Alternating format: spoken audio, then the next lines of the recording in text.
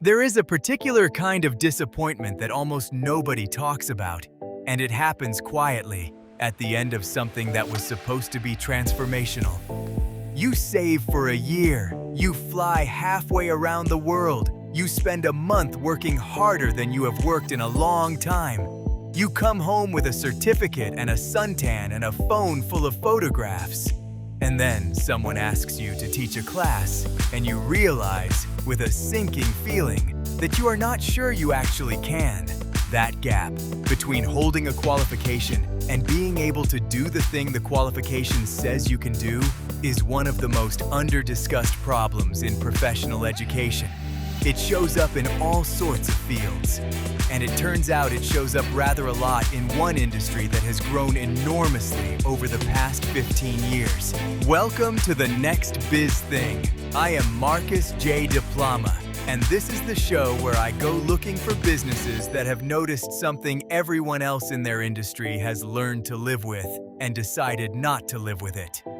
Today, I want to take you to a hillside in Uluwatu on the southern tip of Bali and tell you about a school that was built specifically as an answer to the problem I just described. The business is Ulu Yoga, and it is a yoga teacher training school. Now, I want to acknowledge something straight away. If you have spent any time online in the last decade, you have seen 1,000 images of yoga in Bali, and the whole category can start to feel like a single blurred advertisement.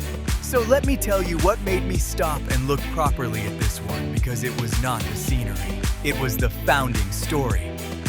Ulu Yoga was started in 2014 by Eddie Paulak, who came to it from an unusual direction. He was a university teacher doing graduate work in international education, so his professional background was not in wellness or hospitality. It was in the actual science of how people are taught things and how you measure whether the teaching worked. And the observation that started the school was blunt. In his words, people spend thousands of dollars on a yoga teacher training and cannot even teach at the end of it. Sit with that for a moment, because it is a genuinely damning thing to say about your own industry, and it is the kind of statement that only means something if you then build an answer to it. He spent roughly a decade researching and developing a system designed to be more academically rigorous, oriented around measurable outcomes, rather than around the feeling of having had a meaningful experience. That is the thread I want to pull on, because it explains almost everything else about how this school operates. Start with the curriculum.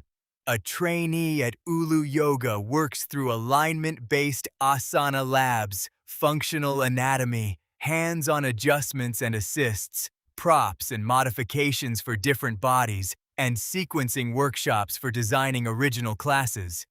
It blends traditional yoga philosophy with modern anatomical understanding, and it pairs hatha foundations with dynamic vinyasa flow. But the part I find most telling is the structure of the teaching practice.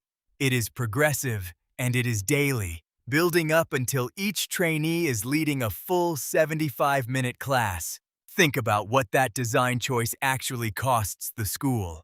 Daily practice teaching with real feedback is enormously labor-intensive.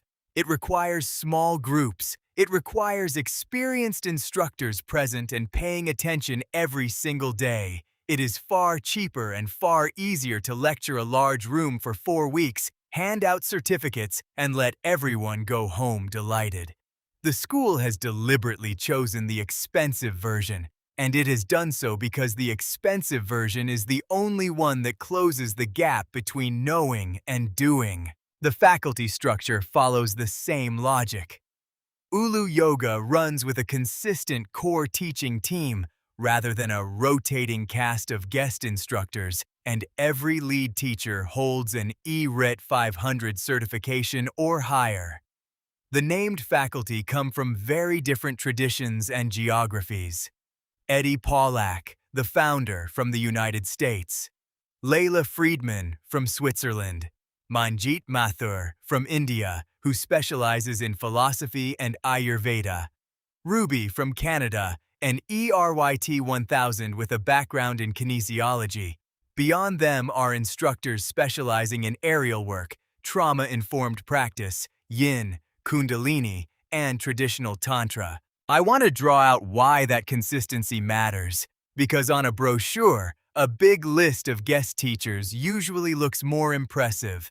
But a trainee learning to teach needs someone who watched them on day 3 and can tell them on day 19 that the thing they were struggling with has genuinely improved. That is a relationship, and relationships do not form with a teacher who flies in for a weekend. Guest instructors bring novelty. Resident instructors bring accountability. For a program whose entire promise is competence at the end, accountability is the thing you actually need. The range of specialisms deserves a word too.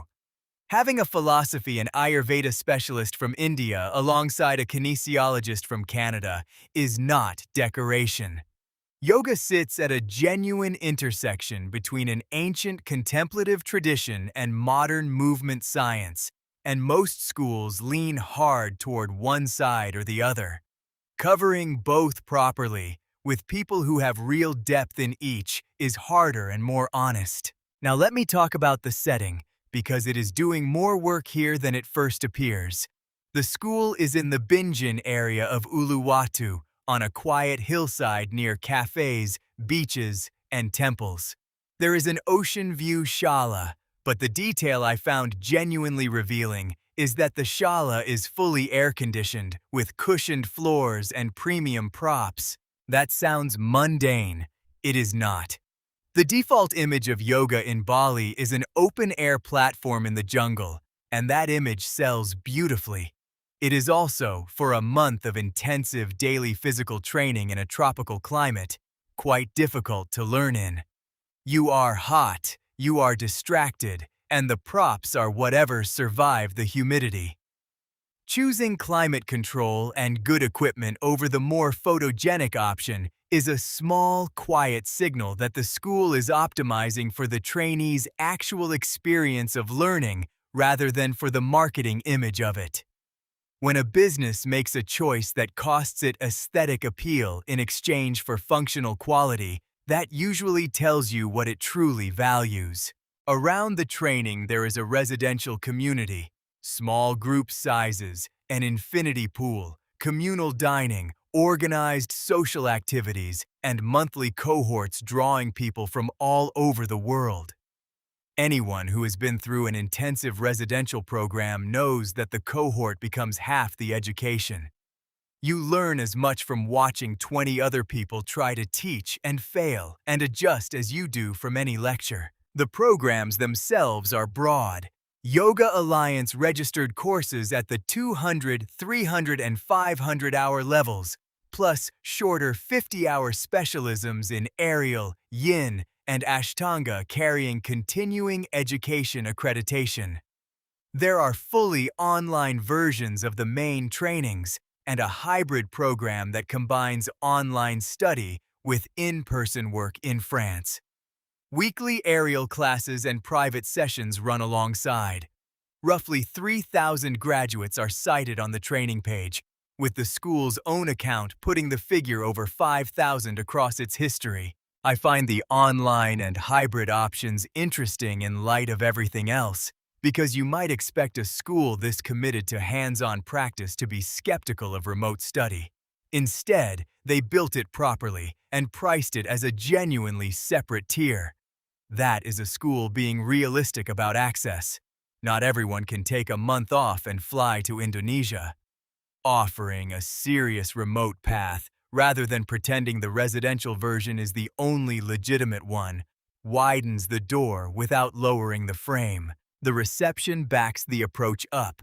5.0 on Google, 4.7 on TripAdvisor, 4.58 with Yoga Alliance, across hundreds of verified reviews accumulated over more than a decade. What strikes me is not any single number, but the consistency of them across independent platforms with different reviewer populations, sustained over 10 years and thousands of students. That is quite hard to manufacture, and underneath all of it sits the name. Ulu Yoga takes its meaning as universal love and understanding, and the school's stated aim is to produce teachers who are confident and capable rather than merely knowledgeable. I like that formulation because it is precise about the distinction. Knowledge is what you can recall.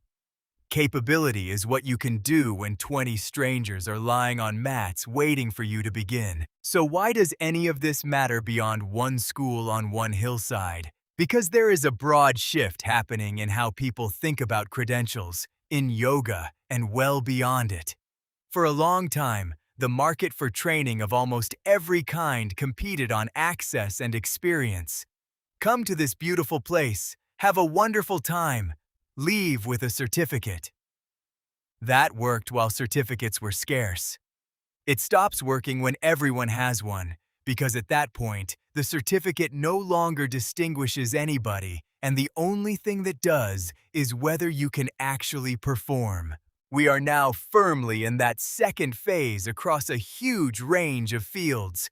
Boot camps, online academies, professional certifications, creative courses. The ones that endure are going to be the ones that can demonstrate outcomes, not the ones with the best photographs.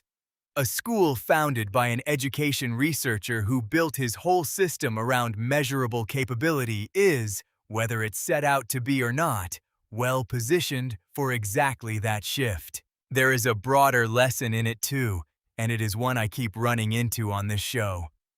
Ulu Yoga's founding insight was not a new technique or a new technology.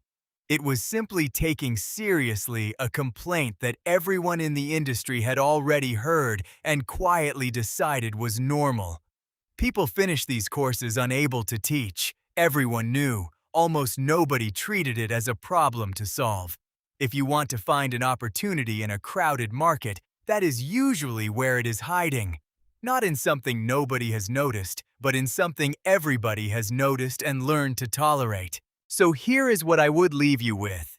If you have been circling the idea of teacher training, whether that is to teach or simply to understand your own practice far more deeply, go and look at Ulu Yoga. Look at how the training days are actually structured. Look at who is teaching and how long they have been there, and compare that against anywhere else you are considering. Ask about practice teaching hours specifically, because that is where the difference between a certificate and a capability really lives.